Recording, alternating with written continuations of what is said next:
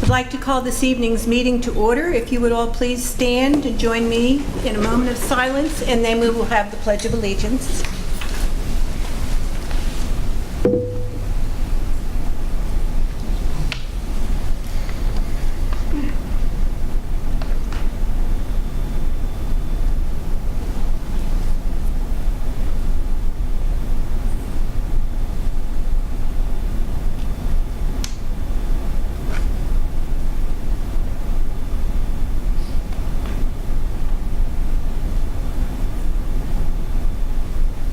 Pledge allegiance to the flag of the United States of America and to the republic for which it stands, one nation, under God, indivisible, with liberty and justice for all.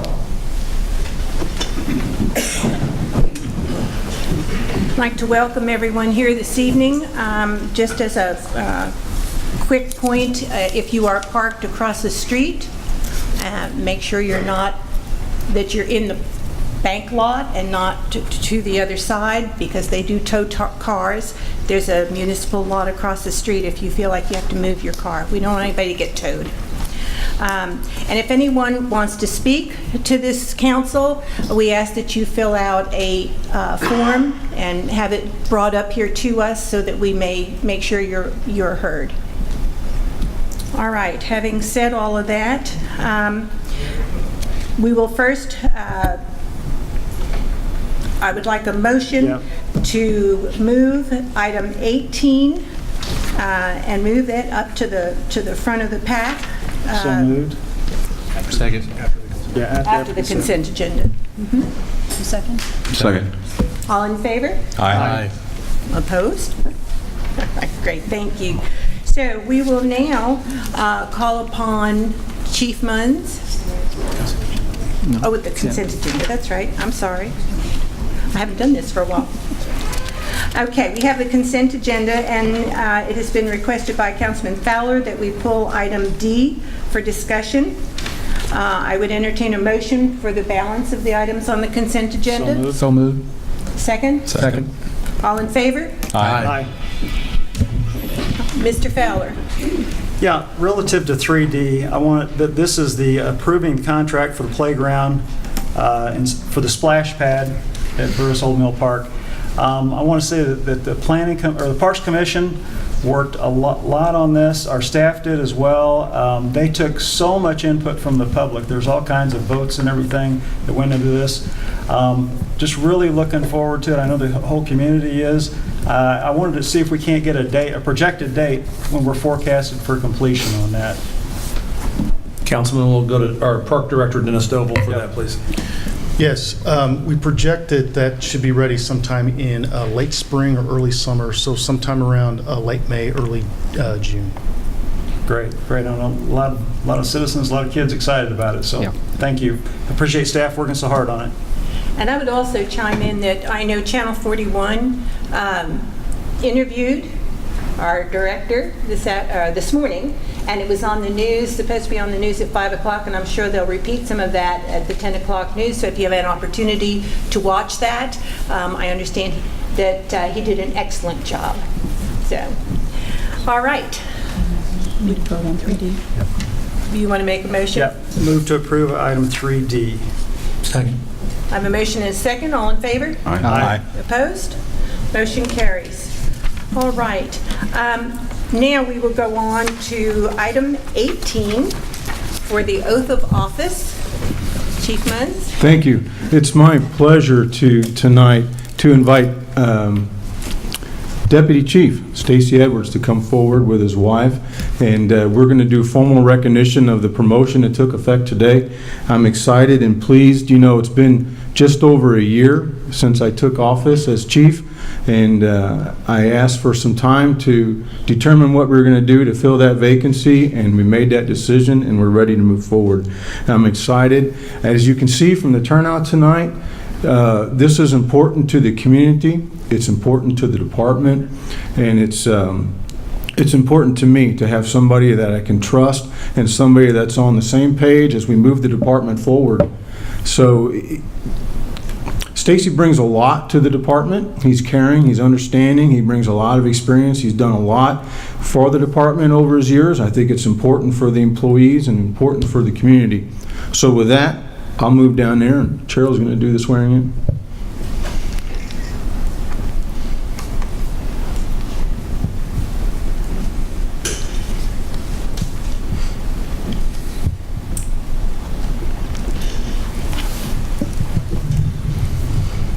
All right, if you raise your right hand and repeat after me.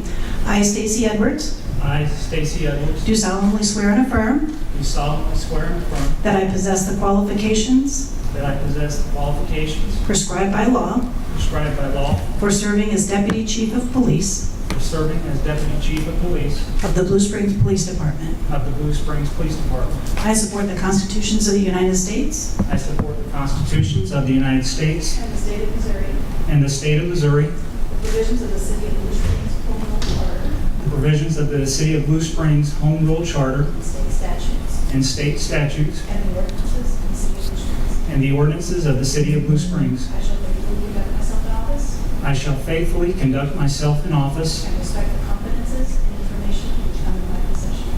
and respect the confidences and information that come into my possession. Congratulations. Thank you.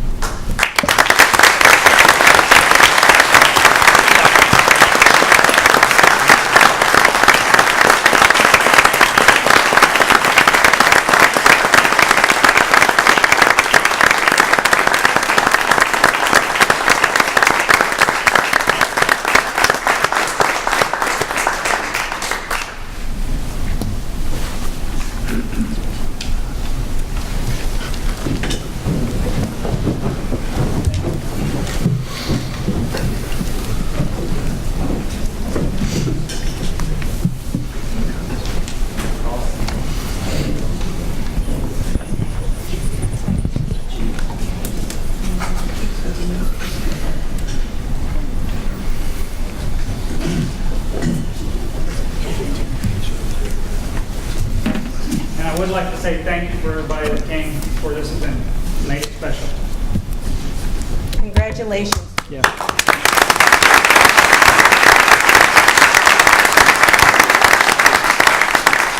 And the good news, Stacy, is you don't have to stick around for the rest of the meeting. Thank you. I'll take the cue. We have one other honor we'd like to give you tonight. Pass it. Okay. Dawn, where'd you go? Back. No, right in front of me.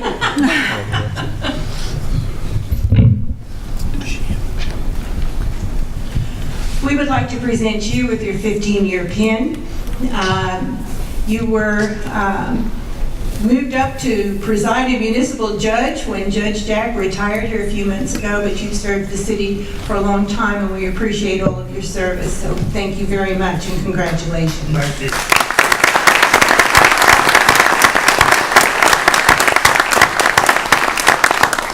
I thank you. That's actually 15 years today. Wow. Matter of fact, and I just want to thank all of you for the support you've given me over the years, and I want to thank the City Council and the staff for all the support they've given as well. It's a job that I absolutely love, and will continue to do it as long as you let me do it, and as long as state law will allow it. Thank you. Congratulations.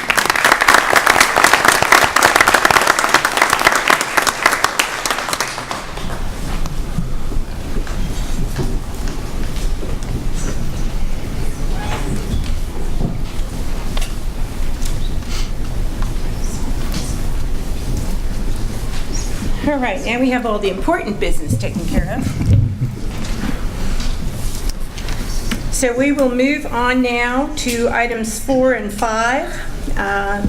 It's a public hearing for tidal waiver for rezoning. Mayor Pro Tem, the the city has the following exhibit to enter into the record: staff report with attachments, affidavit of publication in the Examiner on August 25, 2018, applications with attachments of 185-foot notification map, names and addresses of property owners within 185 feet of the site, copy of letter sent to said property owners, Title IV Land Use Section, Blue Springs Code of Ordinances by reference, 2014 Comprehensive Plan by reference, written zoning narrative from the applicant, and the applicant's PowerPoint presentation to the Planning Commission, as well as Bill number 4598. This is all we have to offer for the record. Thank you. Staff, would like to do a presentation, please? Thank you, Councilwoman Culpepper and Councilman. Before you today is a public hearing being held at the request of the applicant, Thomas Wells, with TW Macon LLC, on behalf of the property owner, Quick Trip Corporation. This request is to rezone from the current GB, General Business, and LI, Light Industrial zoning, which there are 2 zoning districts on this one property, to the proposed RC, or Regional Commercial zoning. The property is listed as Tract A, or Lot A here on the submittal, and it encompasses about 1.25 acres, and it is only a portion of the parent property, which I'll show here on the aerial photo as well.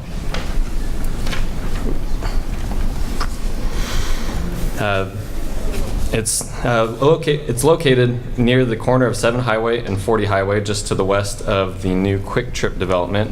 This rezoning request only impacts the 1.25 acres shown here.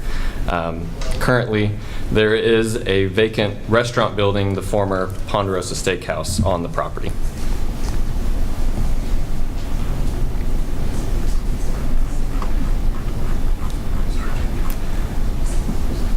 This does show more than the 1.25 acres in future development.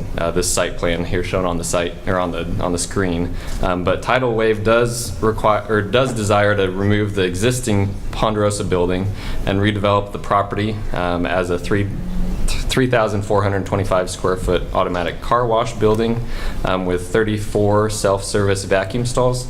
Car wash uses are not allowed in the current GB zoning, but are allowed in the requested RC zoning district with a conditional use permit, or CUP, approval.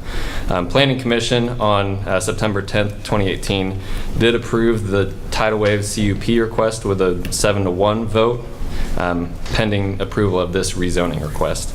Also, Planning Commission did recommend approval of the rezoning request at the same day with the same 7-to-1 vote. Staff previously, on some previous versions of this site plan, staff did have concerns with the traffic and driveway access. Since then, those changes have been made, and the current access configuration has alleviated some of those concerns from Public Work and MoDOT. However, as part of this new configuration, some of the off-site traffic proposals does show that the Clark's Tools building will be demolished as well. So I'll show some of the renderings of the actual building, which will be on the tract, or the Lot A that was proposed. Here's one.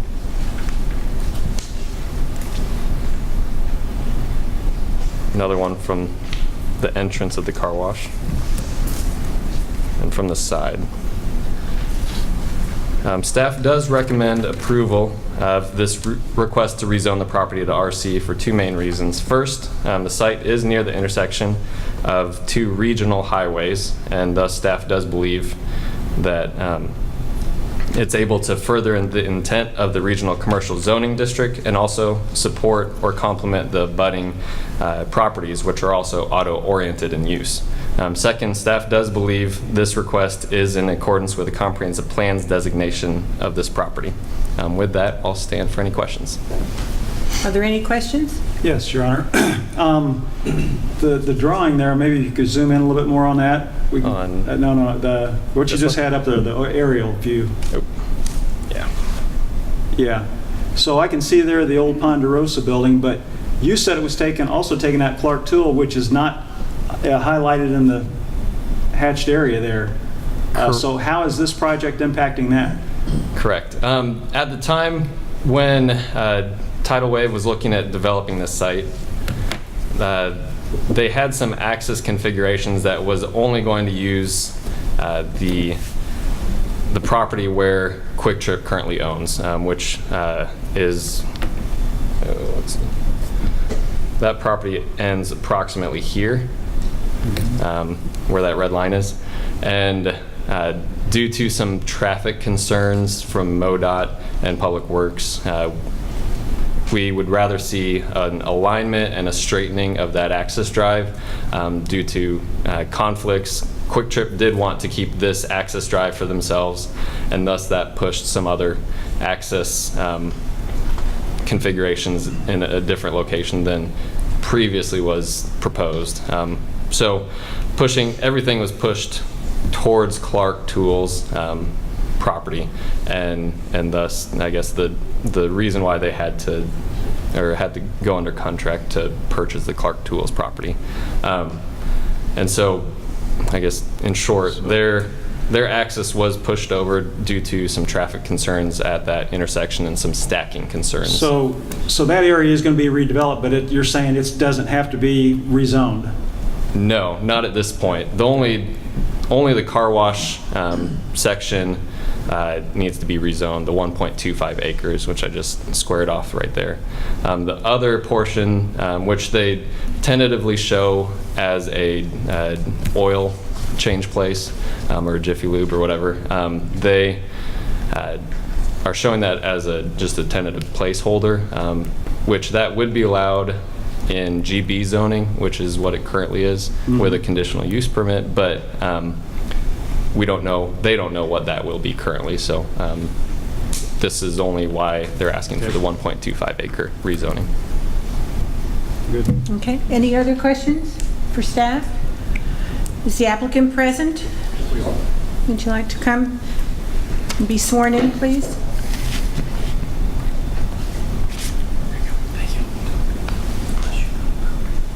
Do you solemnly swear to tell the truth, the whole truth, and nothing but the truth, so help you God? I do. Good evening. We need your name and address, please. My name is Aaron March. I'm an attorney with the Rouse Fritz White Goss Law Firm, 4510 Bellevue in Kansas City, Missouri. Thank you. Thank you, members of the council. It's a pleasure to be out here tonight.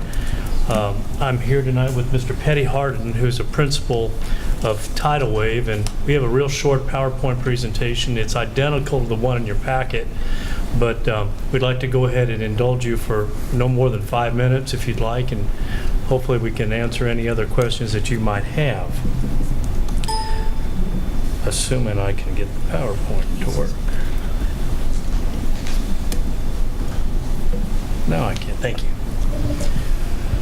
Staff's already identified the south.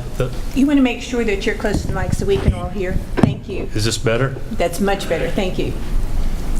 Staff's already identified the site at the northwest corner of 40 Highway and Highway 7. The property that we are rezoning is owned by Quick Trip. We had that property under contract, and we had the property immediately to the west, Clark Tool property, also under contract. We had a plan to redevelop only the site owned by Quick Trip, but staff was looking out for the community. They said, we don't like the configuration of your driveways. We really want to improve that existing condition that's there today. At the end of the day, the only way we could do that was to expand the site of our ownership, and that meant we had to go talk to the Clark Tool people, and we have made a business deal with them to purchase their property, which allows for a better configuration of the access into the site. It's a solution to a problem that exists today. Again, this is the Quick Trip property is on the corner, and that's where the Tidal Wave property is going to go outlined in red. The Clark Tool property is to the left. That's the Ponderosa, old Ponderosa restaurant. It's been boarded up for a little bit of time, and we'd like to see that go away just as quickly as possible. And assuming your approval, we'll come back here for platting and site plan review and immediately proceed to development of the site. To tell you a little bit about the corporate citizen we'd like to bring to Blue Springs, I'd like to now introduce Mr. Petty Harden. Hello, council members. You want to be sworn in, please? I think we both did at you the same cover that? time. Okay, thank you. Again, my name is Petty Harden. As Aaron mentioned, I'm one of the principals of Tidal Wave Auto Spa. My address is P.O. Box 311 in Thomaston, Georgia, 30286. And I wanted to pick up just for a minute and talk a little bit about Tidal Wave without getting into too great a detail and taking much of your time this evening. But our company history, we did begin washing cars in 2004 out of Atlanta, Georgia. In 2009, we were actually named the SBA Small Business of the Year in the state of Georgia, so we took a lot of pride in that. If we build we've got about 8 locations that we're working on in the metro area. This will be our 38th location company-wide. The Blue Springs store would be. Our company objectives are pretty simple: to not only be the most attractive vehicle care facility in the community, but be the most attractive business. We like to stack up to all the businesses around us. We spend a lot of money in landscaping and take a lot of pride in the curb appeal and the attractiveness of our businesses. We provide the cleanest, greenest, and easiest car cleaning service there is available. We definitely maintain each location in a clean and beautiful manner with superior customer service. We kind of emulate, we like to compete with Chick-fil-A as far as how they operate their business, as far as the customer service, the cleanliness, the landscaping. You may not like the Chick-fil-A sandwich or their waffle fries, but it's hard to deny that their service and their consistency and the quality is what it is and consistent throughout, and that's the way in which we operate. We are open 7 days a week from 8 a.m. until, we have listed there 8 p.m., but it's really sunset. After dark, we find that people really don't wash their vehicles very often. So in the wintertime, that may change and be an earlier date. It could be 5:30 or 6 o'clock in the dead of winter. We definitely use recycled water at all our locations, and I'd like to talk just a little bit about that. If somebody washed their vehicle in their driveway, they might leave the water hose running and we have 80 to 140 gallons listed there. That's really variable how long somebody might let their hose run in the driveway, and all of that soap and all of that water goes into the storm drain, into the creeks and the streams. So by washing at a professional car wash, you don't use that much water. We do reclaim all our water, so if you came through a wash that didn't have a reclamation system, you might use 45 to 50 gallons of water. But with our reclaiming about 85% of the water, we're able to use only about 15 to 20 gallons of fresh water per vehicle. So we take a lot of pride in doing that. And then after that water is used for the final time, and we've cleaned it and filtered it all we can, what is discharged into the sanitary sewer is also filtered. So it's very safe from that standpoint. As far as the community, we take a lot of pride also in partnering with local schools, athletic teams, booster clubs, 501c organizations. And the third Friday of each September, which was actually last Friday, company-wide, all of our stores, we do this each year, give away 100% of all proceeds that come into the businesses that day. So we don't just give a percentage of profits or anything. It's every dollar that is taken in that day. And I'm proud to say that this was just last Friday. We raised $86,100 in one day, and 100% of that went back to all the local charities within the communities that we operate. So we take a lot of pride in that. I can flip through some of these. I don't want to bore you. You might be interested in the flow of how the customers may enter the property and circulate throughout the property and exit the property. That seems to be what was initially some of the concerns that we've worked through over the last really 24 months. We've worked with Chris Sandy in Public Works and a number of other staff members, and have come to this site plan, which is a good bit larger than where we originally started, but we really feel like we're cleaning up that area and putting in something that would be extremely attractive and flow very smoothly without causing any kind of traffic backups or stacking problems. I'm not sure how to point on how can I do a little pointer? Touch it. You could just touch it with one of the brush. Okay, yeah. So customers could come from the Quick Trip side down this driveway. Maybe they got gas or something before, but anyhow, the customers all enter our facility by coming up to the north end of the property. It turns into a 2-lane stacking area at that point, and then they come to this area right here, which is the pay kiosk, where the payment transaction is handled. Once that is done, they fall into queue here, take a right-hand turn. They come through the car wash process, which that is about a 145-foot-long conveyor. It's about a 3-minute process inside the actual wash facility, so the customers do stay inside the vehicles. And then as they exit, they can come around and vacuum into a number of any of these vacuum stalls that are up under a canopy there, as well as over here. It's a covered area. And then we will have, on pretty days, sometimes people may want to be out in the sun, so we do have some uncovered areas that are in this area here. And then everybody will exit the property going this way. So we've really worked hard to make a really smooth flow throughout the design. And, how do I get rid of that? Clear. Okay, thank you. I think you may have already seen some of these pictures. That's a picture of the entrance with the landscaping. We use a lot of glass. We clean that glass every night, every morning. There's a lot of maintenance involved with that, but we do that by design, putting that glass in there, because some customers could feel claustrophobic being inside a vehicle, inside an enclosed tunnel like this. Really try to open it up and make it inviting. It's really attractive to see it busy, and the customers feel very safe in that. That's really all I have, and I'll be glad to answer any questions any council members might have. And again, we thank you for your time and consideration. Councilman Edmonton? If I may, what's the average time it takes to go through your tunnel? About 3 minutes once you're loaded onto the conveyor and go through that 145-foot process. Okay, Yes, thank sir. you. Yes, sir. Other questions for the applicant? I got one for staff. So. All right. Why don't you want to go ahead and ask your question? Yeah, there was a good visual on there a couple slides back that I wanted to ask staff about traffic ingress and egress. Okay. So if we can go back to that. So yeah, right there. The blue line right in the middle there, it does on the south part of the project, that would be where 40 Highway is at. This right in there, yeah, I think that right now is where Quick Trip property ends. That's about where the entrance is at off of 40 Highway.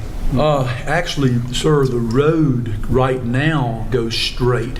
Yeah. And Right. it goes like that. And so by Okay, design, so that road is going to change then? we have agreed in our contract with Quick Trip to relocate that drive and intentionally make it dogleg up here to create several more, probably 6 vacuum spots. I think that's maybe an 80-foot span. I can't remember right offhand, but we've created that stacking area there to make that exit away from that intersection. Okay, So eastbound traffic on 40 Highway will be able to take a left-hand turn and turn into that point right there? Yes, sir. Eastbound could turn north and enter the property there. Okay. Yes, sir. Okay, all right. Can you tell me about how many people you will be employing?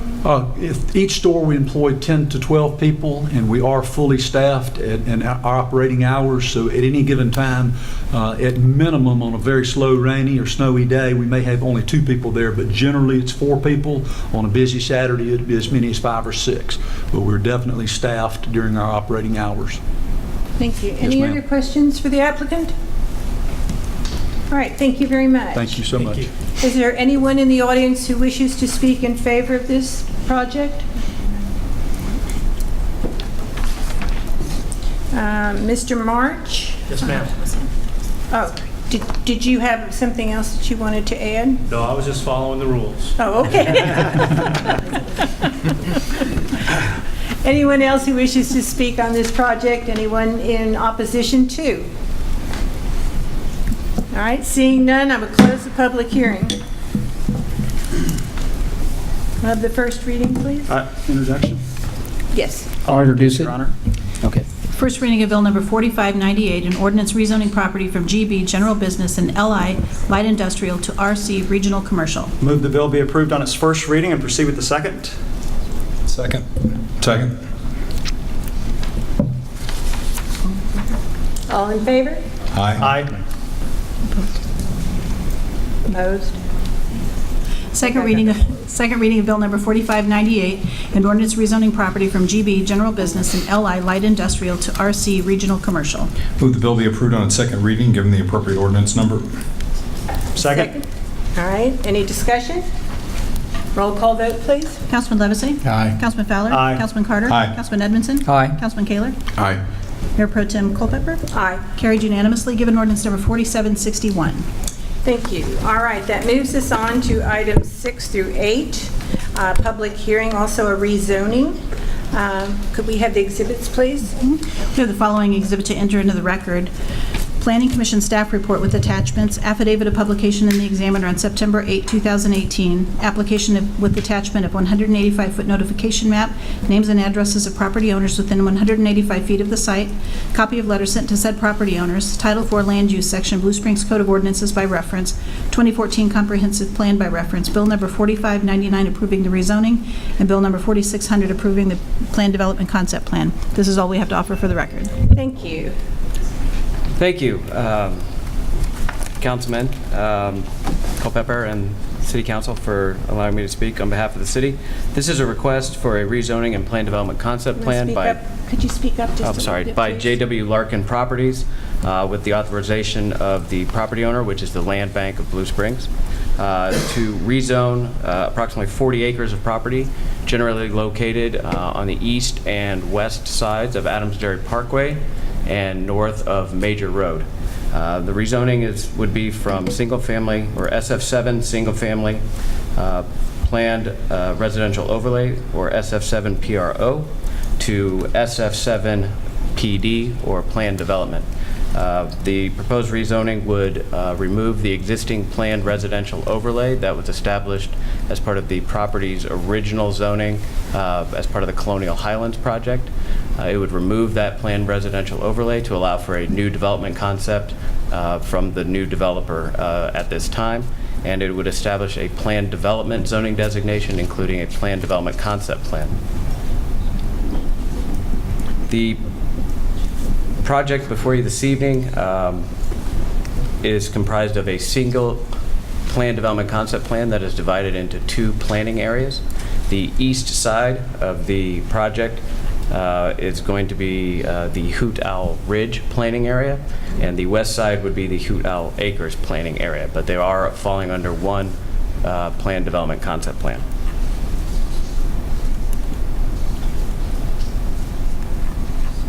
This is the planned development concept plan here. North is to the left of the screen, so the east side would be on top and the west side is down here on the bottom.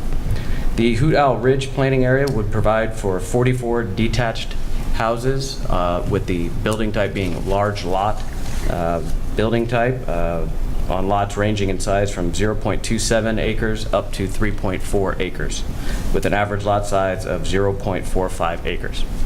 The Hoot Owl Acres planning area would provide for 35 detached house neighborhood lot style houses ranging in lot size from 0.16 acres up to 0.41 acres with an average lot size of just over a quarter acre at 0.26 acres. All of the streets throughout both planning areas would be public streets with the appropriate sidewalks provided. Stormwater will be provided on site for both properties separately. For Hoot Owl Acres, there's a detention pond proposed on the north side of the property. And for Hoot Owl Ridge, there are two detention ponds provided here and here along the north side of the property adjacent to the Willow Tree subdivision. Parking will be provided per code with a minimum of 2 parking spaces per dwelling unit. Open space is required for the planned development concept plan under the zoning category of SF7 for 10% of the overall project area needs to be allocated towards open space, landscaping, and buffering, and the proposed planned development concept plan does meet that requirement. There are, for the Hoot Owl Ridge, these two detention areas will also serve as some open space and buffering areas, and there's a playground tract over here in the southeast corner, and there will be enhanced landscape buffering along Adams Dairy Parkway with park benches to provide additional amenities. The same park bench amenity will be provided for Hoot Owl Acres along the west side of the road, and additional open space detention area will serve dual purposes in this open space detention area here, and there's also additional open space down here on the western cul-de-sac. The plan development concept plan is being requested to allow for some alternative development standards than would be typically required under the Unified Development Code. Specifically, under the Hoot Owl Ridge, the applicant has requested to reduce the minimum lot frontage on 10 lots. Those lots being the lots that are on the bulb of the cul-de-sacs. Due to the shape of those lots and around the circular part of the cul-de-sac, those lot frontages are not able to meet the minimum required by the code, and so they've asked for some relief for those lots. They've also asked to have some relief or have a lot that is less than the 12,000 square foot minimum lot size for lot 15 here. And to remove the maximum lot area for lot 15. The maximum lot area is 1 acre in size, and they would ask for the ability to remove that maximum so they can build the 3.40 acre parcel. So 1 lot less and 1 lot significantly greater than the maximum allowed. In addition, they would ask for some reduction in the amount of tree plantings along Adams Dairy Parkway to account for the significant amount of trees that are already out there and be able to roll those into the concept that is there currently. That same, under the Hoot Owl Acres, that same tree buffer requirement reduction is being requested along Adams Dairy Parkway as well to match what's going on the other side of the street. In addition, they are requesting under Hoot Owl Acres to remove the minimum or reduce the minimum lot frontage for 3 lots on the cul-de-sac or on the one cul-de-sac, lots 28, 29, and 30, and remove the maximum lot area for 14 lots. The lot sizes under the neighborhood lot range from 7,000 square feet up to 12,000 square feet. They have proposed 14 lots, which are greater than 12,000 square feet, but there's a maximum under the neighborhood lot building type, so they're asking for a relief from that provision. And they're asking to reduce the minimum lot size of 1 lot to be below 7,000 square feet. The plan development concept plan will ensure that the building setbacks for each planning area are consistent for each planning area. So the neighborhood or the detached house large lot setbacks will apply to all of the lots within that planning area. And they are providing a variety of lot sizes in there to create a uniform and cohesive development pattern. And the same is being requested on Hoot Owl Acres. They would be using the detached housing neighborhood lot building setbacks for all of the lots within that portion of the subdivision, even the lots that are a little bit larger than the maximum required. So that is the basis for their plan development concept plan and the flexibility they're requesting in the code. Architectural building elevations have not been provided with this concept plan. However, they will be reviewed and approved through the PD final plan. Final landscaping plan and open space amenities and other enhancements will be determined through the final PD final plan as well as the final landscape plan. Staff recommends approval of the rezoning from SF7 PRO to SF7 PD. Staff finds that the proposed rezoning is in accordance with the comprehensive plan designation of mixed density neighborhood for the property.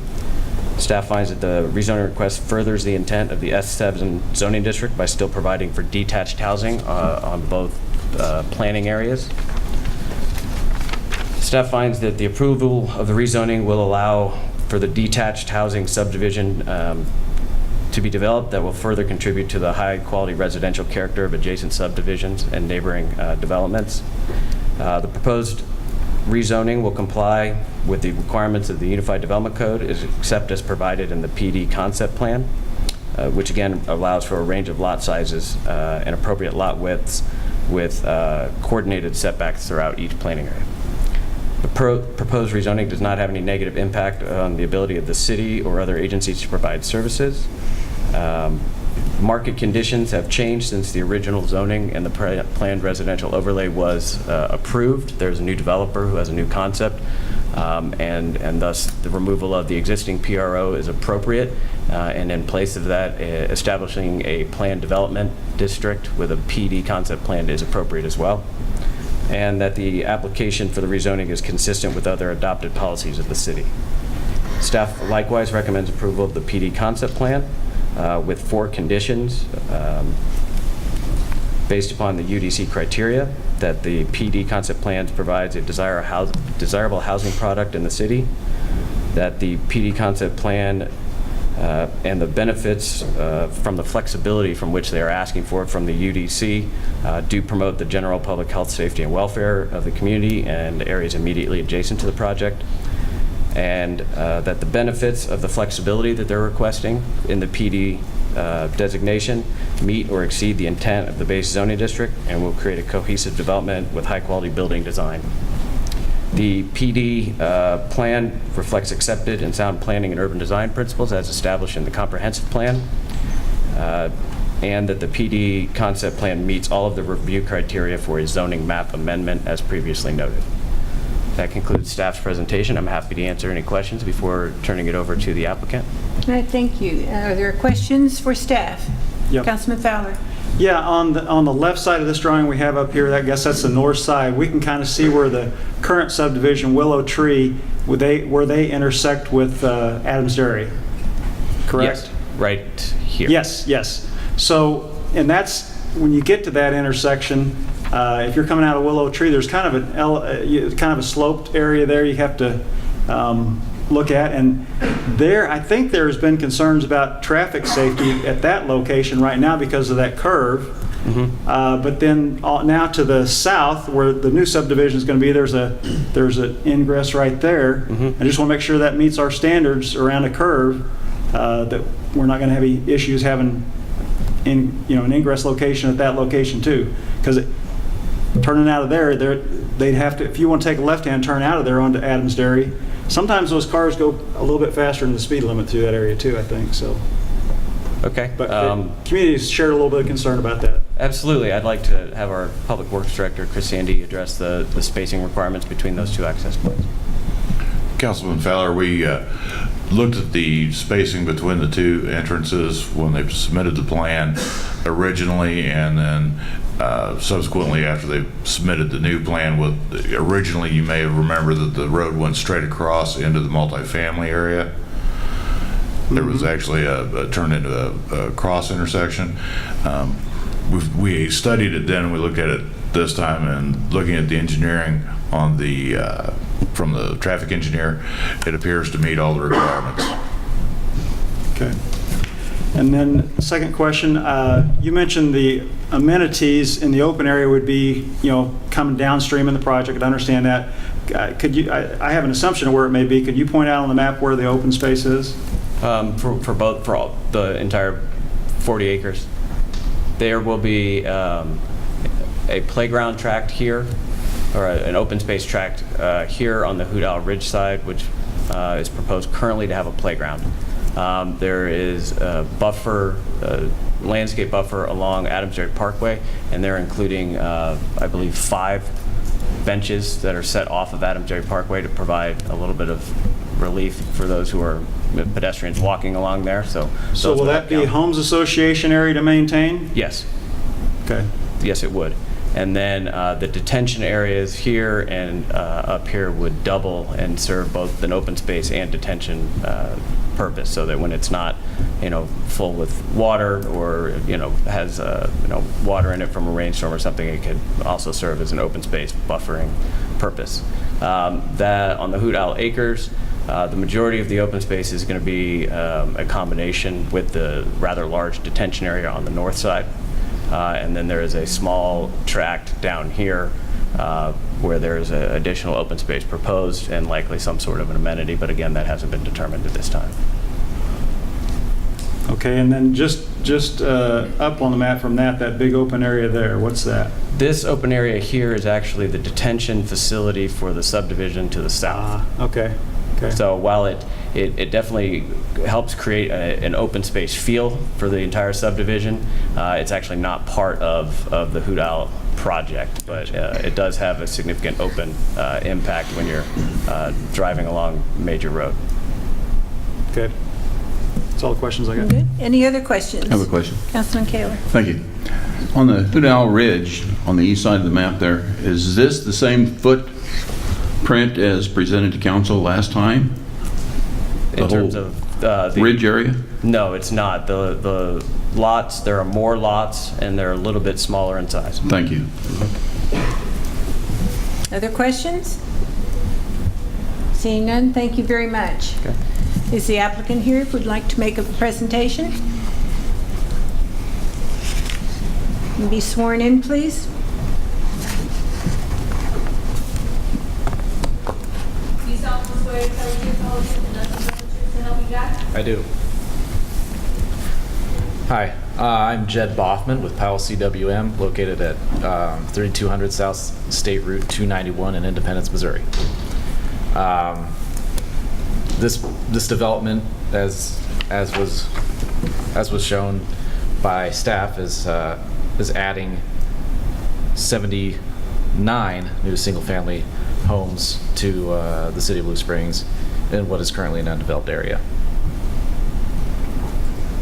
Do you guys have any questions? Okay. Anyone have any questions for the applicant? All right, thank you very much. Okay. Is there anyone in the audience who would like to speak in favor of this project?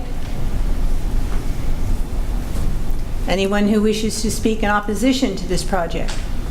All right, seeing none, I will close the public hearing.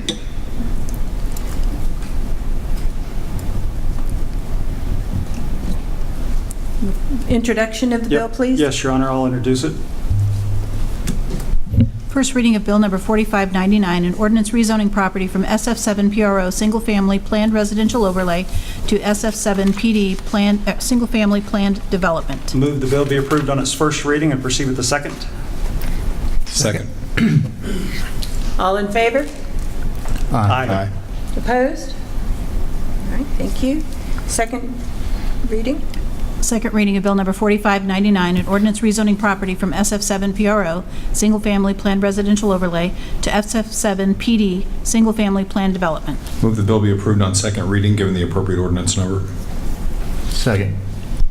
Any discussion? Yes, Your Honor. These are all single-family homes. I think that's a good, compared to what we saw last time. Appreciate the developer spending a little bit of time and going that direction. It's certainly what Willow Tree and the community had been told was going to go in that area over the last couple of decades. So I think it's appropriate. You can see the lots to what would be south on this one are almost the same size as the lots to the new Hoot Owl acres. So I think it fits in there well. All right, thank you. I just wanted to Councilman echo Councilman Fowler's comments and just say again to Mr. Larkin, thank you for being responsive to our comments and bringing us back a better project. So it's great, and we're happy to support it. Anyone else? All right, we've had a second. Could we have a roll call vote, please? Councilman Fowler? Aye. Councilman Carter? Aye. Councilman Edmondson? Aye. Councilman Kaler? Aye. Councilman Levesey? Aye. Councilman Culpepper? Aye. Carried unanimously, given ordinance number 4762. All right, and Bill 46. I'll introduce it, Your Honor. All right, thank you. First reading of Bill Number 4600, an ordinance approving Hoot Owl Plan Development Concept Plan. Move the bill be approved on its first reading and proceed with the second. Second. All in favor? Aye. Opposed? Second reading of Bill Number 4600, an ordinance approving Hoot Owl Planned Development Concept Plan. Move the bill be approved on second reading, given the appropriate ordinance number. Second. We have a motion and a second. Roll call vote, please. Councilman Carter? Aye. Councilman Edmondson? Aye. Councilman Kaler? Aye. Councilman Levesey? Aye. Councilman Fowler? Aye. Councilman Culpepper? Aye. Carried unanimously, given ordinance number 4763. All right, thank you. That moves us on to items 9 through 11. Public hearing for rezoning Colburn Road and 2nd Street. The city has the following exhibit to enter into the record. Planning Commission staff report with attachments, affidavit of publication in the Examiner on August 25, 2018, affidavit of attachments including 185-foot notification map, names and addresses of property owners within 185 feet of the site, copy of letter sent to said property owners, Title IV Land Use Section, Blue Springs Code of Ordinances by reference, 2015 Comprehensive Plan by reference, resident Leika Seymour, email, bill numbers 4601 approving the rezoning and bill number 4602 approving the PUD concept plan. This is all we have to offer for the record. Thank you. Right. Staff? Thank you, Mayor Pro Tem and Council. Before you this evening are two requests for the Gardens at Chapman Farm second plat, which covers approximately 8.27 acres, which is at the northeast corner of Colburn Road and Southwest 2nd Street. Subject property is currently zoned GB PUD RO, which is a general business zoning district with planned unit development and restricted overlay. And as part of the Chapman Farms PUD, which was approved in 2004. The property was final platted as 4 lots under a for sale only plat in 2004. The applicant, Salee Real Estate Investments, is requesting to develop the property with 19 two-family lots with 38 dwelling units and 4 open space tracts. The first request is the rezoning of the property to TF PUD RO, which is a two-family residential zoning district with a planned unit development and restricted overlay. This would allow the development of semi-attached housing or duplexes on the property. The 2014 Comprehensive Plan Future Land Use Map designates the property as mixed-density neighborhood, which does accommodate a range of housing types at a density of 5 to 12 units per acre. The request is in accordance with the Future Land Use Map based on the housing type and the density, which is approximately 5.48 units per acre. Development is an extension of the first phase of the Gardens at Chapman Farms, which is located to the north, which does consist of 108 dwelling units and 54 duplexes. Chapman Farms was approved as a master plan community with a mix of housing types and densities. Since the approval in 2004, the number of approved dwelling units has decreased by more than 23% as more land was rezoned for commercial uses in 2006 and 2007. Much of the land that was rezoned to commercial was originally planned for multifamily and other higher density single-family housing types. Between 2004 and 2007, the percentage of non-single family decreased from 36% to 26%. Under the request, the percentage of non-single family, which would include duplexes and multifamily, would increase to approximately 28.5%, which is still well below the original 36% that was envisioned with the original plan. Based on the future land use map, the property's location between an existing two-family development and an arterial street and the original intent of the Chapman Farms PUD, staff does recommend approval of the rezoning. And the second request is a PUD concept plan to amend the Chapman Farms PUD for the subject property. The proposed changes in use requires that the PUD concept plan be amended to reflect the changes. Since the proposed amendment does require rezoning, staff has requested that the development proposal be reviewed under the requirements and review criteria of the 2015 UDC rather than the 1996 UDC. The 2004 PUD concept plan and final plat had 4 commercial lots, each with up to 6,300 square feet of floor area. The new request is to develop a single block with 19 duplexes totaling 38 units. All lots will access Little Garden Lane, which is the one street shown up on the screen, which does connect to Southwest 2nd Street and then connecting to Colburn Road as the arterial street for the area. A future connection is shown for potential future development to the east if and when that property does develop. If it does develop as a similar residential use, that would be required to continue on to the east. As part of the PUD concept plan, the applicant has requested a few modifications from the UDC, including to exclude tracts H and I from the open space requirement. This is the area that's along the cul-de-sac and east of the cul-de-sac. Under this request, the site area is then reduced to 6.94 acres, which would require 1.04 acres open space, which is 15% of the site. The site does include 1.54 acres of open space, of which 1.05 acres can be counted as active open space, which does meet the open space requirements per the UDC. To meet these requirements, the applicant is required to install an 8-foot concrete hike-bike trail in lieu of 5-foot sidewalk along Colburn Road. The hike-bike trail must also be constructed along the entire frontage, including the section of Tract I that may be developed at a later date in conjunction with Tract H. Due to the small size of the development, no other amenities are proposed at this time.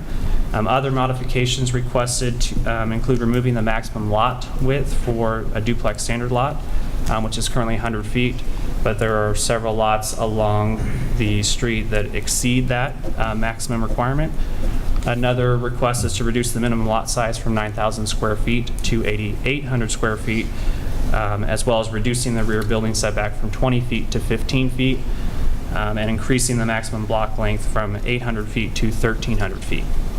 Staff does believe that those requested modifications are warranted by the limited access to the site, as Colburn Road does not warrant any access because it is an arterial street, as well as the perimeter of all 3 sides of the development being landscape buffers, which are shown crosshatched around the edge.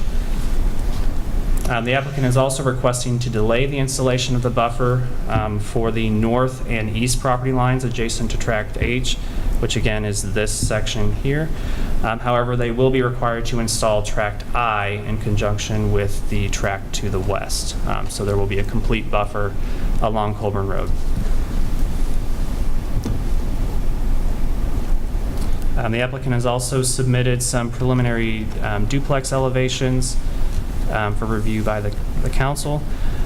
Generally, all duplexes will be single-story duplexes with each unit having a single-car front-loaded garage. Building materials primarily will include masonry, lap siding, and shingle siding. The applicant has also presented a second option, which would be generally an all-stucco front elevation on a newer housing product that they're building in a neighboring community. The Planning Commission did hold a public hearing for both items on their September 10th agenda. There were no support or opposition from the public. However, some commissioners did express concern to the length of the cul-de-sac and some parking concerns. The Planning Commission did have a tie vote of 4 in favor and 4 against. Staff does recommend approval of the proposed rezoning and the PUD concept plan subject to 5 conditions in the staff report, and I'll be happy to answer any questions you may have. All right, any questions for staff? Yeah, you mentioned the buffer along Colburn. So this will be residential, multifamily there. Could you explain what that buffer is a little bit more? Is that something that if kids are out in their backyard, if they're kicking kickball, it could show up on Colburn Road or anything? Or Yeah, so they are required a 25-foot landscape buffer.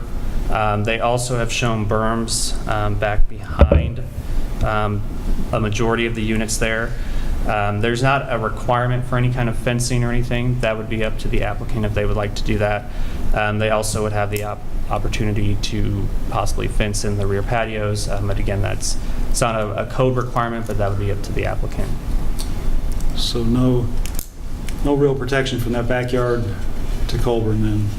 I mean, aside from the landscaping, not a fence or anything then? But there's not a structure there to buffer. Any other questions for staff? Well, my usual question on a lot of this times is the allowed parking, and I know we're allowed 2 parking, so you've got 1 in the garage, 1 in the drive. But in looking at this, the units on the north, the lots on the north side of the unit, seems like it's going to be pretty tight on the street parking, and even though we allow so many cars to park, you still have to deal with cars parking on the street. So that's a concern of mine on that area since they're so tight together. Yeah, that all the units will meet the minimum parking of 2 spaces per unit. I will say one thing that is a positive for the street is that there are certain sections of the street that you typically don't have in other subdivisions where there aren't units. So there's a fairly large length of street up here adjacent to Tract F, and then the cul-de-sac will also not have any duplexes or garages fronting right onto that. So there's some additional room for overflow parking on that block if needed. On that area, okay. All right. Councilman Carter? Did I miss what's going in H? You said nothing was going to go in there. Tract H is being left undeveloped at this time. It may be developed at a future But date. it's not an open space? It's not Just an counted undeveloped officially as space. open space. It may be something, depending on what develops to the east, that could be sold off and developed as part of that in the future. Thanks. Any other questions for staff? All right, thank you. Would the applicant like to make a presentation? You solemnly swear to tell the truth, the whole truth, and nothing but the truth, so help you God? I do. My name is Randy Salee. Address is 3730 Northeast Troon Drive, Lee Summit, Missouri. And we are proposing to rezone this from what were 4 commercial lots into single-family attached housing. We've been working on a project just north of here in Colonial Highlands and Colonial Gardens, and this will be similar product to what we're proposing or starting to build in Colonial Gardens.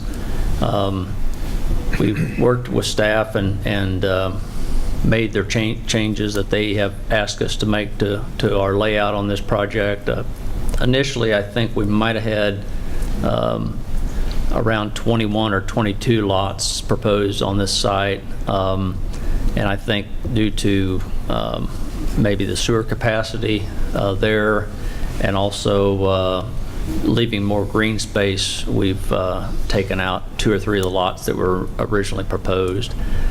We think we'll improve what you see from Colburn Road by adding the landscape buffer and also improving Colburn Road east and west along the entire south side of the property. And again, the landscaping buffer that will be added and the bike trail, we think that will be a plus of what's seen from Colburn Road into the project. So if I can answer any questions, I'd be happy to. Questions? He had one first. Okay. Councilman Carter? Randy, the second elevation that we saw showed what appeared to me to be a shared driveway between the duplexes. We've run into some issues with that recently, with neighbors not getting along and asking us to police shared driveways, and we've talked about that, of discouraging that. We have a similar project in Independence. We took that project over probably about 3 to 4 years ago. I think we've got a total of, that project was originally built and had about 8 to 10 units in it. I believe now, how many units, Tyler, do we have in Paragon Valley? We have around 60 units built there now. We have not experienced any issues with shared driveways in that particular project. I can't really, speak for others.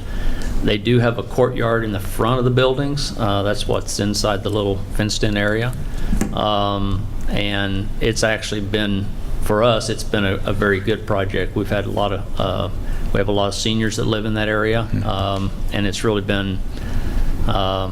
It's filled up quickly, and it's been a good project for us. I just raised it as a yellow flag because I know it came before the council from neighbors not getting along and having to share the same driveway and not being courteous to each other. We haven't experienced that, but I can't say that doesn't happen. Yeah. Anyone else? Yes, Your Honor. So you heard my question relative to looking at the other map that we had up there, the width of the backyards closest to Colburn, there's just not that much space between, you talk about a landscape buffer there. Why shouldn't I be concerned about kids playing in the backyard and balls showing up on Colburn Road? Again, I think if we landscape and we berm that properly, I think that should avoid that. Again, that'd be something we'd be willing to work with staff on if that is a concern. So when you say berm, you'll raise up an area the whole length there? That's what we've shown there, is those are berms that will go up and down. There could be gaps in between those berms, but again, that's what we propose to do. Okay. Well, I just want to make sure that's added to the project. I guess if you're going to work with staff on it, that'd be great. That's what I'd like to hear. Okay. Okay. All right. Any other questions for the applicant? All right, thank you very much. Is there anyone in the audience who wishes to speak in favor of this project? Seeing none, anyone who wishes to speak in opposition? Come forward, sir, and be sworn in.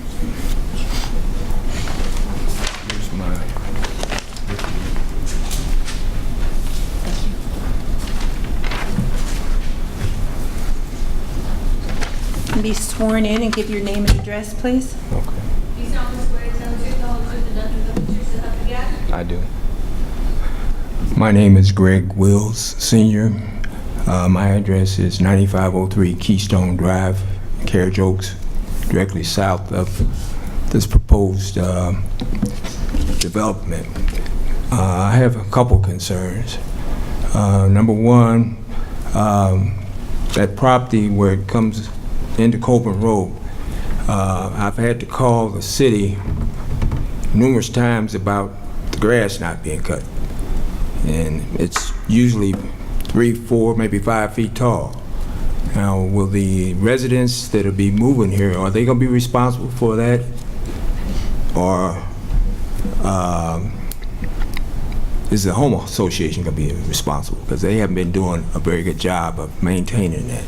Number two, I have concerns about children on Coburn Road there. You're talking about putting berms there, but I don't think that's going to be enough. I think you need to put a fence of some type there, because people go awful fast up and down that road. It's supposed to be 45, but you can see people coming through there doing 60 numerous times. I'm afraid somebody's going to get hurt. Third thing, the runoff of the water. Where is that going to go to? Is it going to go to Lake Lanawana? Because in our subdivision, we've got a plan with them, but you get a lot of runoff right there in that area.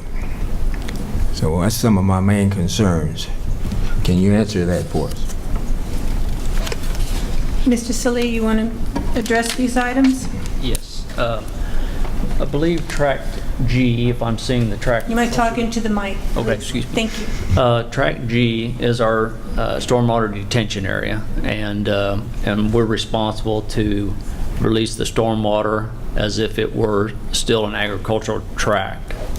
So, and that stormwater does, I believe Robert can correct me on this if I'm wrong, does eventually go towards Lake Lotawana. However, it is slowed down and released at, again, a slower rate than it would if there weren't a detention area there. And all of the tracks, the landscaping tracks and that detention tract will be maintained by a homeowners association. And as far as did that address two of the questions, I think? Yeah, mowing and the water runoff. Yeah, the water runoff. And the fence issue. Yeah. And again, the fence issue is, our belief is that the landscaping just looks better in the long run than a fence that sometimes doesn't look good after 5 or 10 years. I think landscaping, once it grows and matures, we just think it's more attractive than maybe a wood privacy fence that's not attractive after a few years. And you have already stated that you will be working with staff as we get further along on the project. Yes. Look at those items. Yeah.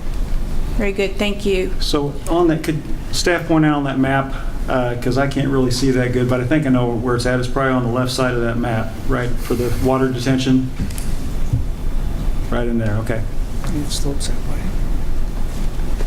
All right, anyone else wishes to address the council on this item? Yes, sir?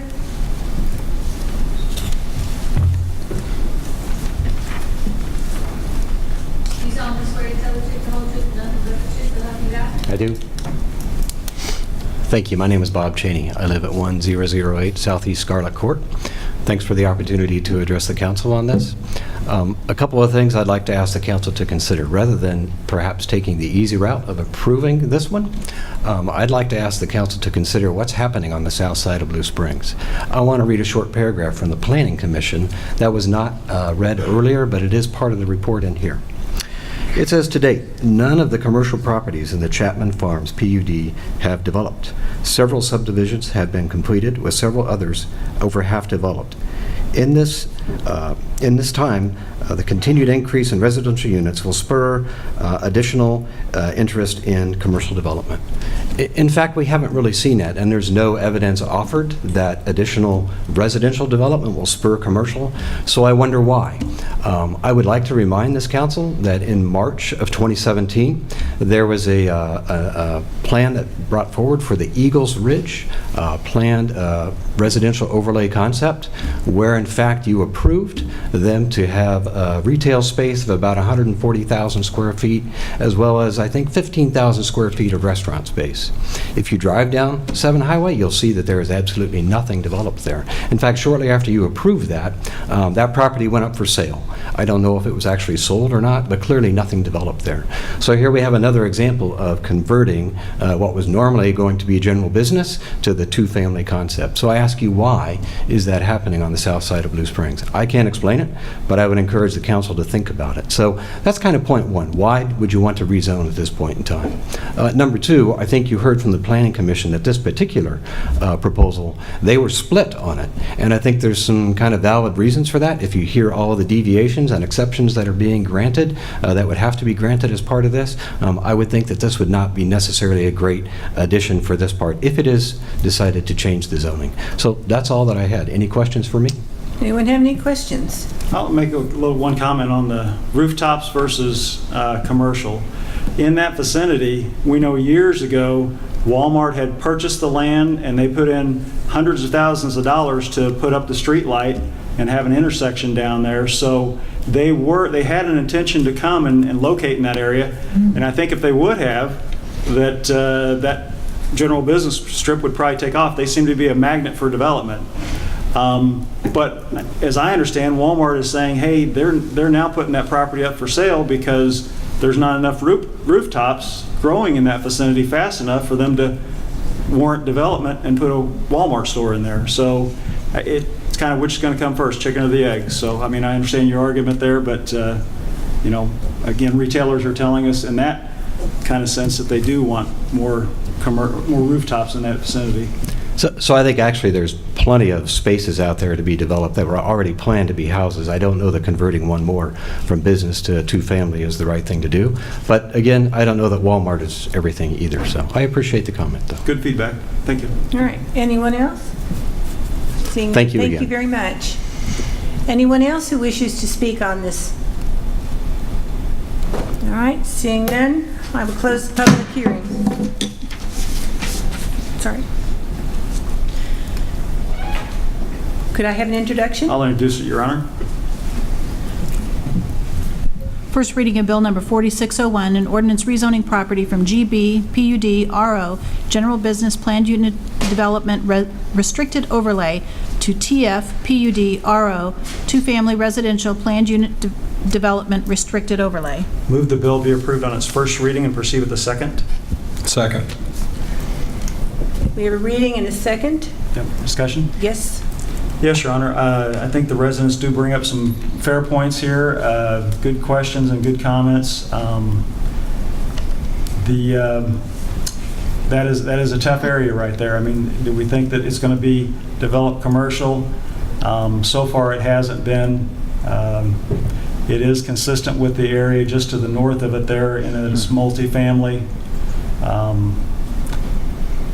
I think. You know, I guess my most concern is the traffic along Colburn and being close there, so I think that's going to be addressed with staff. But I think the applicant, you know, I think they've put forth a fairly decent plan here, and I'll be planning to support it. And I would echo that. I do have concerns about the traffic and the backyard, so I appreciate you working with staff on that. I am not a big advocate of multifamily, but I think that this is something that would fit in with that particular piece of property. And we have not seen the commercial development there that we really had hoped for. So, anyone else have any comments? Councilman Anderson? Well, compliments to Mr. Salee and his project. It's been our experience, I think, that the projects that he has brought forward, that he's been true to his word, and when he says he works with staff and tries to come up with a fair agreement, he follows through with it. So I don't have any fear with this. All right, very good. So we have a motion and a second. All in favor? Aye. Opposed? Second reading of Bill Number 4601, an ordinance rezoning property from GB PUD RO General Business Planned Unit Development Restricted Overlay to TF PUD RO Two-Family Residential Planned Unit Development Restricted Overlay. Move the bill be approved on its second reading, given the appropriate ordinance number. Second. We have a motion and a second. Could we have a roll call vote, please? Councilman Edmondson? Aye. Councilman Kaler? Aye. Councilman Levesey? Aye. Councilman Fowler? Aye. Councilman Carter? Aye. Councilman Culpepper? Aye. Carried unanimously, given ordinance number 4764. All right, next we have the introduction of Bill Number 4602. I'll introduce it, Your Honor. First reading of Bill Number 4602, an ordinance approving the Gardens at Chapman Farm Second Plat Planned Unit Development Concept Plan. Move the bill be approved on its first reading and proceed with the second. Second. We have a motion and a second. All in favor? Aye. Opposed? Second reading of Bill Number 4602, an ordinance approving the Gardens at Chapman Farm Second Plat Planned Unit Development Concept Plan. Move the bill be approved on second reading, given the appropriate ordinance number. Second.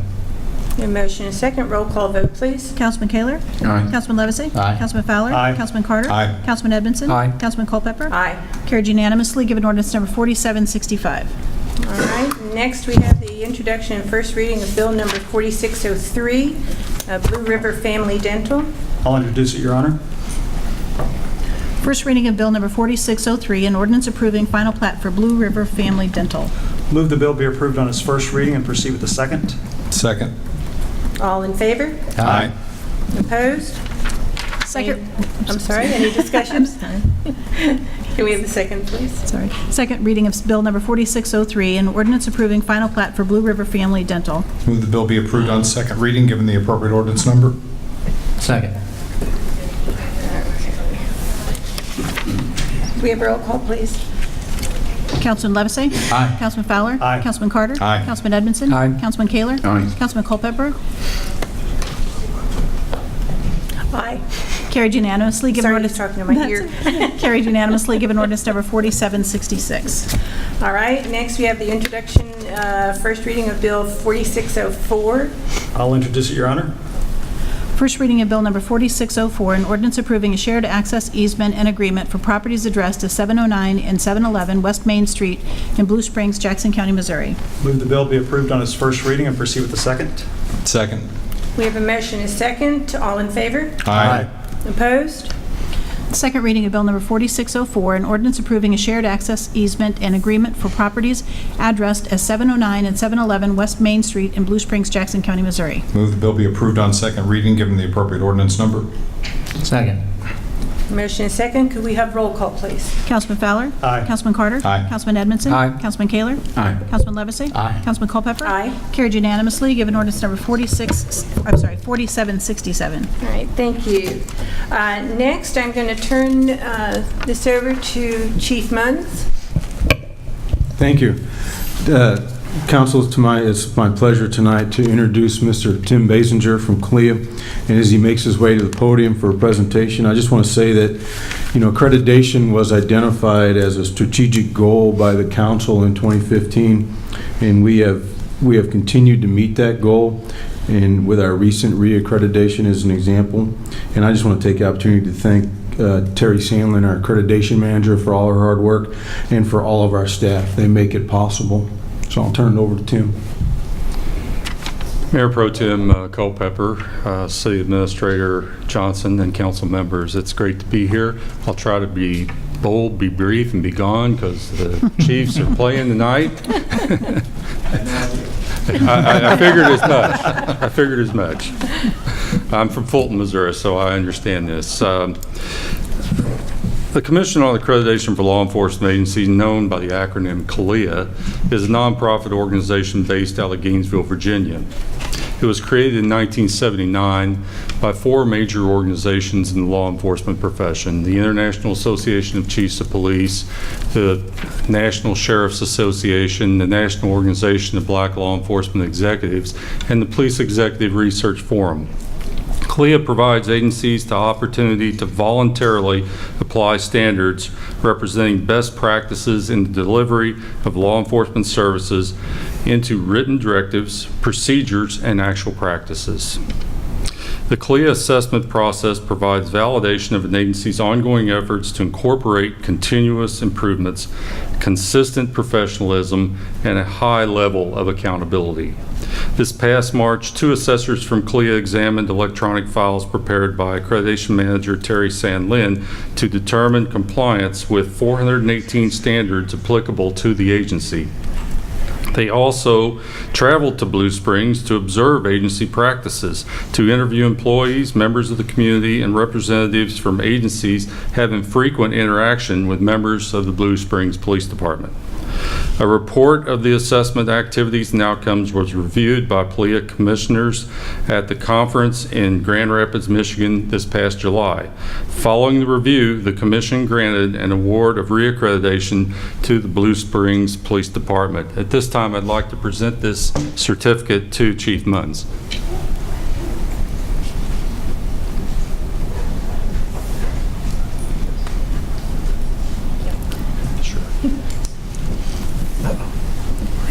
On behalf of the Commission, I present you your latest certificate of reaccreditation.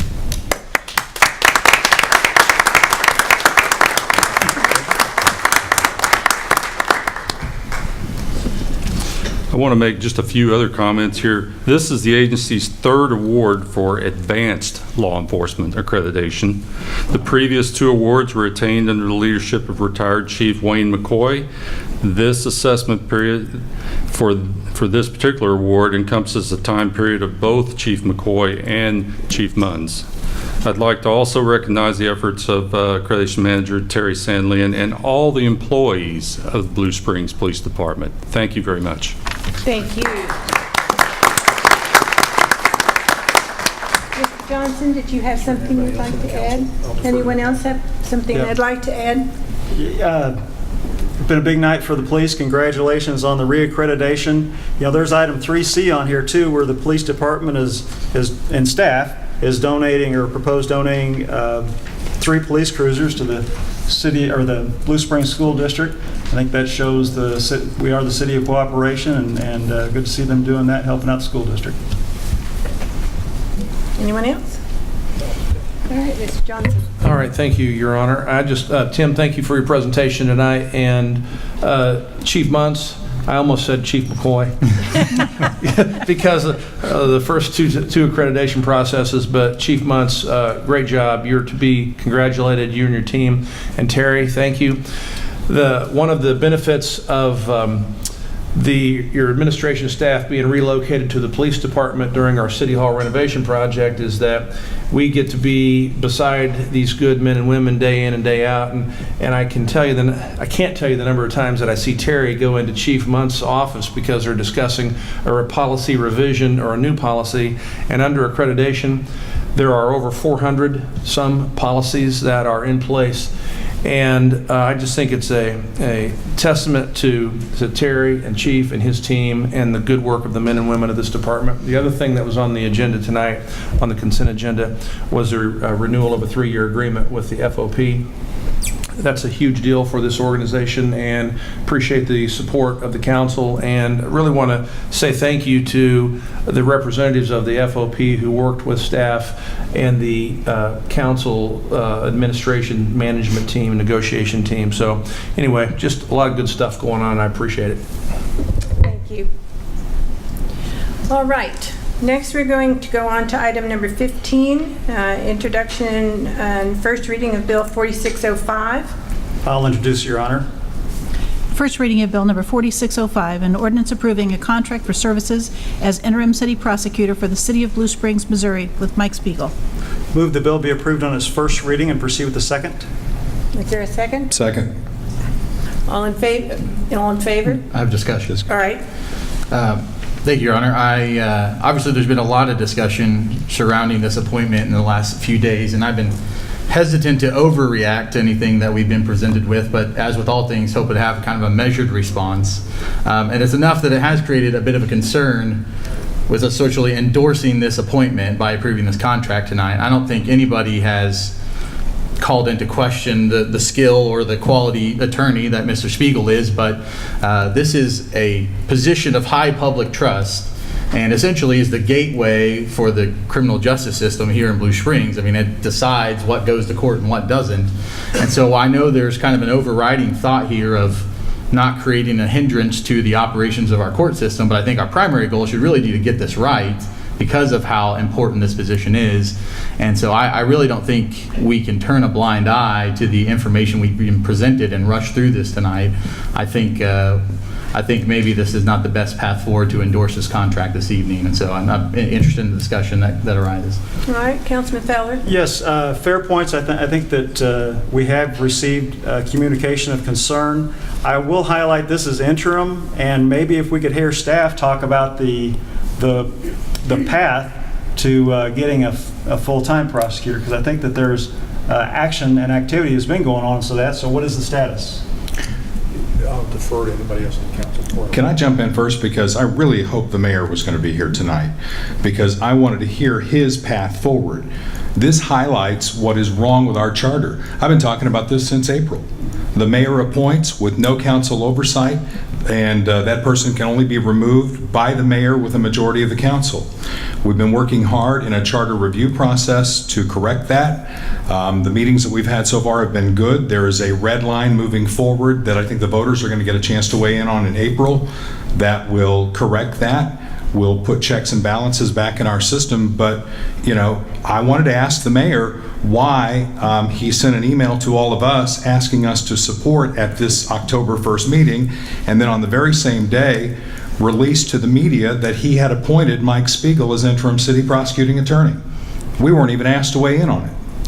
So that, against the backdrop of this, I'm with Councilman Levisay. And then I hear behind the scenes that if we don't approve this contract, we bring our court system to a grinding halt. So I guess, Mr. Spiegel, you're the only person who can do this job, apparently. And I think that's sad that we're at that point. So that's where I am.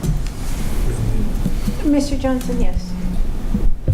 All fair, reasonable, valid points. I cannot speak on behalf of the mayor, and I won't do that, but I'll share with you the conversations I've had with him regarding the path forward, reiterating that should you take action to affirm this contract tonight, you can reject the mayor's proposed appointment by denying the contract. So the council has that authority tonight. And Mr. Spiegel has been working in our court system, one docket a month under the contract that was authorized for Vernon Scoville. I've also asked Presiding Judge Don LaGrasso and our court administrator Susan West to be present tonight. That's why I left earlier, because I wanted to go prepare them in the event that this item generated some discussion, so they can talk a little bit about the discussions that have led and brought this action forward at this point in time. What happens if there is a change or a pivot? I believe Mr. LaGrasso met with Vernon Scoville had several assistant prosecuting attorneys working for him under his contract.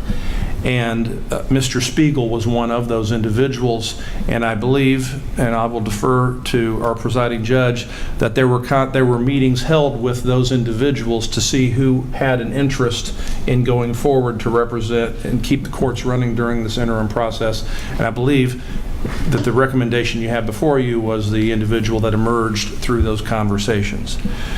The mayor intends to have a process where a formal job description for this position is developed. You might be amazed that there has never been a formal job description developed for this particular position, and work has already begun with our HR director to develop that.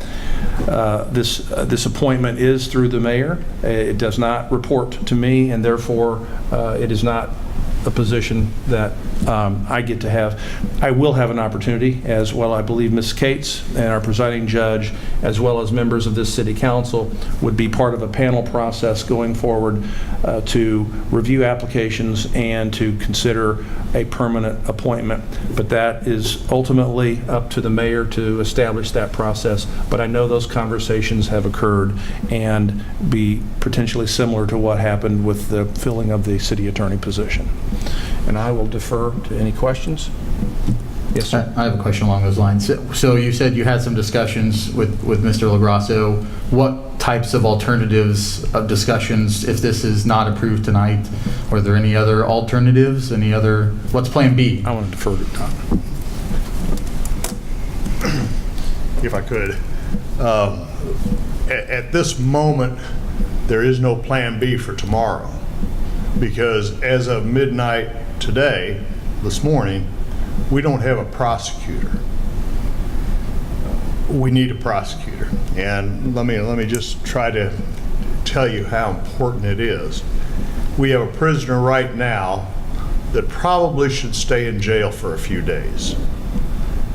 I cannot even see that prisoner because we don't have a signed citation. Until the court gets a citation signed by the prosecutor, the court can't do anything with them. So the police department is going to be required to release them at the end of 24 hours. In this case, it's not going to be a great big deal because of the charge against him.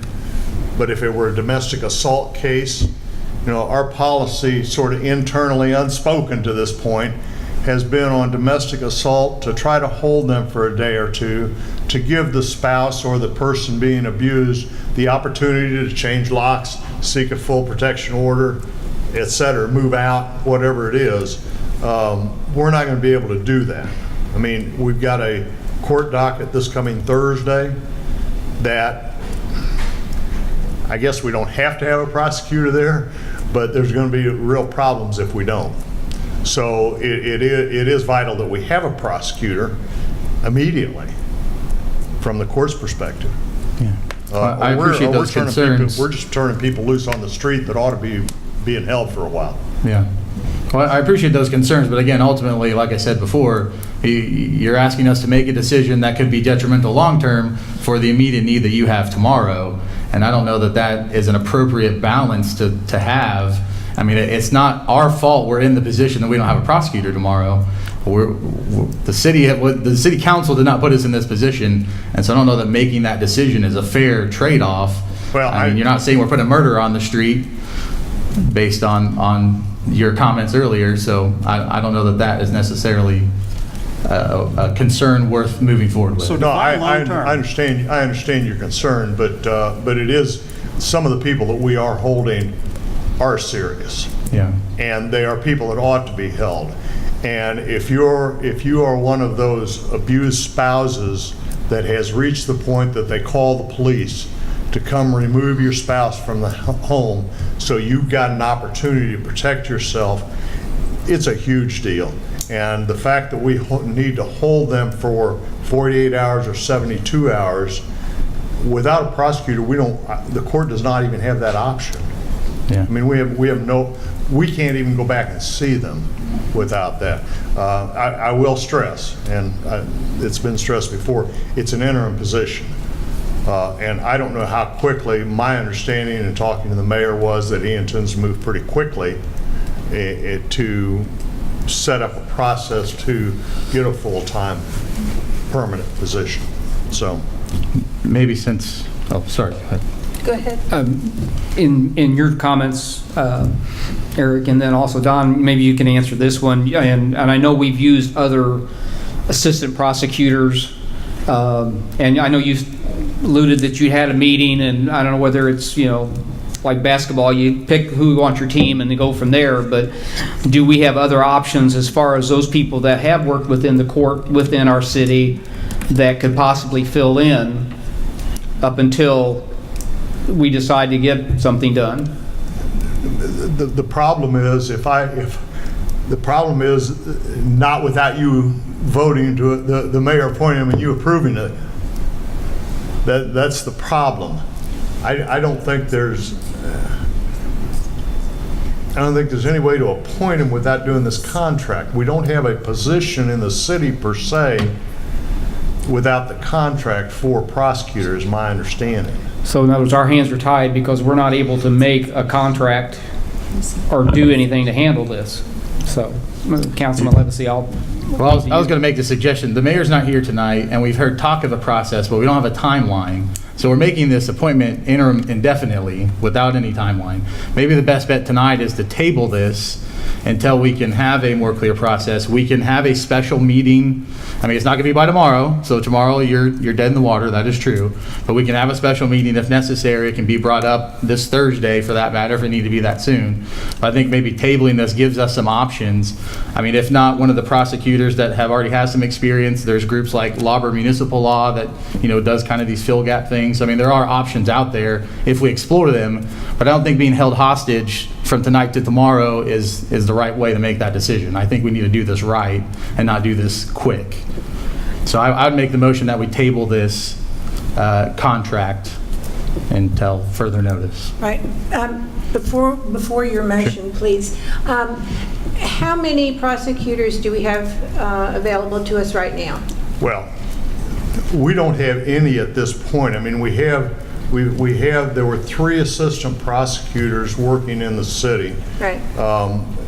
But they were working under the authority of Vernon Scoville. When his contract ended at midnight last night, their authority ended as well. So we have no one now that can officially act as prosecutor.